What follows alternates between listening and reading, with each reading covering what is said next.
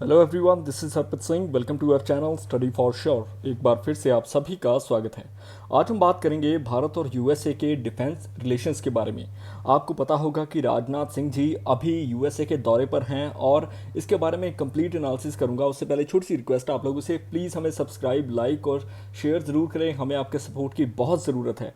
अभी के लिए आप ये देख लो कि defence minister Rajnath Singh ji USA में एक मेगा डिफेंस डील साइन करने वाले हैं और ये कंक्लूड होगी रिसेंटली एक दो दिन में। द फैक्ट इज़ कि यूएसए के साथ हमारे मिलिट्री रिलेशंस काफ़ी स्ट्रेंथन हुए हैं, काफ़ी स्ट्रांग हुए हैं। हम प्रोक्योरमेंट्स ले रहे हैं यूएसए से, और वहीं पर आपको पता है कि रशिया पर भी सैंक्शंस लगे हुए थे। कभी रशिया हमारा सबसे टॉप का जो आर्म्स सप्लायर था। अभी के लिए हम आर्म्स का जो एमिनिशन है या फिर वेरियस अदर थिंग्स हैं वो अलग अलग देशों से ले रहे हैं, ताकि हमारी जो निर्भरता है किसी एक देश से हटकर बाकियों पर भी जाए, ताकि हमें किसी तरह के रेप्लिकेशंस झेलने ना पड़े इन फ्यूचर अगर किसी तरह की वॉर होती है। सो इसके रिगार्डिंग यूएसए ने भी पहल की है। देखो, I2U2 का भारत मेंबर है, इंडिया, इजराइल, यूएसए, यूएई का। वहीं पर क्वाड के रिलेटेड जो समिट्स होती हैं, जैसे कि ऑस्ट्रेलिया, जापान, जिसमें इंक्लूडेड हैं भारत और यूएसए की साझेदारी इसमें भी है। और देखो, हम एक एक्सरसाइज कंडक्ट करवाते आ रहे हैं, मालाबार एक्सरसाइज जिसको बोलते हैं। नेवल एक्सरसाइज है, काफ़ी बड़ी होती है। 1992 से हम इसका हिस्सा रहे हैं। वहीं पर जापान ने ज्वाइन किया, फिर ऑस्ट्रेलिया हमारे साथ जुड़ गया, और अभी के लिए मालाबार इसी साल होने वाली है और भारत ही इसका नेतृत्व करेगा। वहीं पर डिफेंस पैक्ट जो कोलैबोरेशन है, इसके साथ हम मेगा डील्स लेकर आएंगे। मेगा डील्स आप सोचोगे कौन कौन सी होंगी। देखो, पहले तो आपने देखा होगा, मैंने एक वीडियो कवर की थी जो कि थी MQ-9B रीपर के बारे में। ये एक ऐसा घातक ड्रोन है जो कि काफ़ी बेहतरीन माना जाता है, काफ़ी लीथल। वहीं पर दूसरी डील रहेगी हमारी लाइट कॉम्बैट एयरक्राफ्ट, यानी कि तेजस के लिए हम इंजन जो है वो यूएसए से लेंगे। के बारे में आपने कई न्यूज़ सुनी होगी। आपने रिसेंटली 2023 में भी देखा होगा कि हमारे जो प्रधानमंत्री थे उन्होंने भी तेजस को फ्लाई किया, उड़ाया, और ये जो फ्लाइट एक्सपीरियंस था काफ़ी अच्छा रहा। देखो, हम कहीं ना कहीं एक तरीके का एक्सपोर्ट भी करना चाहते हैं तेजस के लिए, बट कुछ डील्स जो हैं वो साइन होने की कगार पर थी, बट राइट नाउ हो नहीं पाई due to some other reasons. The fact is कि तेजस नया है इस फील्ड में। सो हमारी जो निर्भरता अभी भी इंजन के मामले में जो है ना, वो यूएसए पर काफ़ी निर्भर करती है। वहीं पर जनरल इलेक्ट्रिक जो है वो FE404 इंजन जो है वो बनाती है। देखो, F404 इंजन जो है ये काफ़ी बेहतरीन इंजन माना गया है लाइट कॉम्बैट एयरक्राफ्ट के लिए, और ये प्रोवाइड करेगी HAL को कुछ टेक्नोलॉजी, ताकि हम भारत में इसी चीज़ का यूज़ कर सके या इसे डेवलप कर सके, मैन्युफैक्चर कर सके, क्योंकि असेंबली ही एक हिस्सा नहीं है। हम चाहते हैं कि आने वाले समय में कई अदर पैक्ट्स जो हैं वो भी साइन हो। रिसेंटली आपने देखा होगा कि एरिक गार्सेडी जो कि यूएसए के एम्बेसडर हैं इंडिया में नियुक्त, इन्होंने हमारे जो गोविंद मोहन हैं जो कि होम सेक्रेटरी हैं बन चुके हैं, इनके साथ एक डील साइन की थी। किसी तरह की कल्चरल जो हमारी वस्तुएं वहाँ पर गई हैं इलीगल तरीके से, उनको भारत में लाया जा सके। सो इस पर भी हमारी एंगेजमेंट जो है यूएसए की सरकार के साथ काफ़ी बेहतरीन हुई है। और आने वाले समय में जो मोदी एरा है ना, इन्होंने एक देखो बेहतरीन समय देखा है। ओबामा हो, चाहे ट्रंप हो, और या जो बाइडन हो, देखो इन तीनों के कार्यकाल में वेरियस डील साइन हुई हैं। लाइकवाइज कॉम कासा, बैका, मिस्टा, लेमोआ, 2+2 डायलॉग हो गए, जो एक्सटर्नल अफेयर मिनिस्ट्री और फॉरेन अफेयर मिनिस्ट्री कंडक्ट करवाती हैं आपस में, राइट। और वेरियस तरह की प्रोक्योरमेंट, CVD-17 जो ग्लोब मास्टर है उसको भारत में कैसे प्रोड्यूस करना है। सो इन चीज़ों के बारे में भी डील होती रही। वहीं पर फाउंडेशनल एग्रीमेंट्स जैसे कि लॉजिस्टिक और एक्सचेंज मेमोरेंडम ऑफ एग्रीमेंट हो गया, communication interoperability and security memorandum agreement हो गया। वहीं पर अदर जो बैका जैसे बेसिक एक्सचेंज एग्रीमेंट हो गया। देखो, इन तीनों एग्रीमेंट्स को हमने 2016, 18 और 20 के बीच में ही साइन किया। इन एग्रीमेंट से हमारे जो रिलेशन हैं, बायलैटरल रिलेशन तो मजबूत होंगे ही। आने वाले समय में अगर किसी तरह के सिक्योरिटी कंसर्न्स भी हुए तो उसके रिगार्डिंग भी यूएसए हमारी हेल्प करेगा। यानी कि इंडिया और यूएसए एक फाउंडेशन लेकर चल रहे हैं। बट क्वेश्चन ये है कि यूएसए पर कितना यकीन करें, कितना नहीं, क्योंकि यूएसए आखिर में अमेरिका फर्स्ट पॉलिसी लेकर आएगा, और देखो ये कहीं ना कहीं यूएसए को ही बेनिफिट देगी। वहीं पर की कंसर्न्स होंगे आने वाले समय में कि हम कैसे अपने देश को आगे लेकर आएँ, कैसे हम एक्सपोर्ट को बढ़ाएं, क्योंकि मेक इन इंडिया के तहत भी काम हो रहा है। राजनाथ सिंह जी वहाँ पर लॉयड अस्टिन जो कि सेक्रेटरी हैं यूएसए के, उनके साथ भी बातचीत करेंगे इसके रिगार्डिंग ही। और देखो, सिर्फ ये 2 डील्स ही फाइनलाइज नहीं होंगी।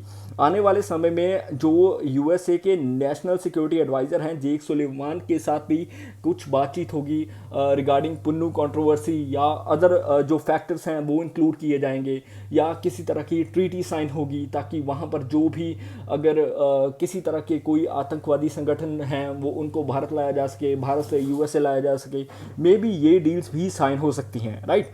अभी के लिए आपको समझना होगा कि प्रधानमंत्री मोदी जी ने defence giant Lockheed Martin make in India के तहत भी इस चीज़ को बोला था कि लॉकहीड मार्टिन जो है वो भारत में कुछ नया डेवलपमेंट लेकर आएगी, कुछ जो डिफेंस इक्विपमेंट्स हैं वो भारत में बनाए जाएंगे, लॉकहीड मार्टिन ही इनको डेवलप करेगी, right. So transfer of technology की भी बात होती है। वहीं पर इंडिया का जो एक्सपोर्ट है वो भी काफ़ी राइज़ किया है। 30% के करीब हमारा जो एक्सपोर्ट है वो बूम कर गया है, देखो बढ़ चुका है। पिछले 10 सालों में अगर हम देखें तो 30 गुना ज़्यादा। ये अपने आप में एक बेहतरीन मूव है भारत सरकार का, जो कि make in India, startup India, stand up India सभी चीज़ों को लेकर चलता है। क्योंकि ये जो 2 डील्स हैं ना, ये बिलियन डॉलर की डील्स हैं। वहीं पर 31 के करीब जो MQ-9B high altitude long endurance जो रीपर्स हैं, हेल जिनको बोल देते हैं, ड्रोन्स, यानी कि ये हम लाने वाले हैं भारत में, जो कि एक लेज़र गाइडेड मिसाइल्स को भी अपने साथ लेकर चल सकते हैं। एंटी टैंक मिसाइल्स इसमें इंक्लूड कर सकते हैं। बॉर्डर एनफोर्समेंट को बढ़ाया जा सकता है, और तो और सर्वेलेंस या फिर किसी तरह का कोई समझो कि एक रेस्क्यू ऑपरेशन करना हो तो उनके द्वारा कंडक्ट करवाया जा सकता है। वहीं पर जो हमारा LCA यानी कि तेजस की बात कर रहा हूँ, Mark 2 वो फाइनल स्टेज पर है, क्योंकि हम चाहते हैं कि जनरल इलेक्ट्रिक के जो 414 इंजन है वो Mark 2 में हम इंक्लूड कर दें, 402 Mark 1 में और 414 Mark 2 में। सो अमेंडमेंट्स जो है ना किसी तरह की चाहिए थी, क्योंकि गवर्नमेंट ऑफ इंडिया या फिर हमारी जो आर्मी, नेवी, एयरफोर्स हैं, ये हर तरह के अमेंडमेंट्स चाहती है। क्योंकि जो 31 MQ-9B UAVs हैं, ये समझो कि 15 हमने इंडियन नेवी को देने हैं, और इंडियन नेवी के साथ साथ 8 जो हैं वो इंडियन एयरफोर्स और इंडियन आर्मी में दिए जाएंगे, ताकि आने वाले समय में हमारे जो ड्रोन्स हैं ये, क्योंकि आज का जो वॉरफेयर है ना, मॉडर्न वॉरफेयर टैक्टिक्स चेंज हो चुके हैं, राइट। सो हमें तीनों फोर्सेस में एडवांस टेक्नोलॉजीज लेकर आनी होंगी, ताकि हम किसी तरह चाइना का तो हमारे बॉर्डर की तरफ जो भी व्यवहार है, जो भी चाइना करता रहा है, आपने देखा होगा स्ट्रिप्स वगैरह डेवलप कर दी हैं। सो उन पर नज़र रखने के लिए हमें इन चीज़ों की बहुत ज़्यादा ज़रूरत है। वहीं पर हमारी जो डील्स हैं, जैसे इंजन्स को डेवलप करना या ट्रांसफ़र ऑफ टेक्नोलॉजी, ये क्वेश्चन खड़ा करता है, क्योंकि यूएसए नहीं चाहता कि complete transfer of technology India को की जाए। कहीं ना कहीं वो अपने पास कुछ तरह का पेटेंट रखना चाहते हैं, may be because of that, क्योंकि यूएसए अपने आप को आगे लेकर आना चाहता है। वहीं पर आर्टिफिशियल इंटेलिजेंस का भी यूज़ हो रहा है आज के युग में, और कहीं ना कहीं आर्टिफिशियल इंटेलिजेंस में भी भारत काफ़ी पीछे है, इवन दो यूएसए और चाइना से काफ़ी ज़्यादा। सो हमें इन चीज़ों पर आगे बढ़ना होगा।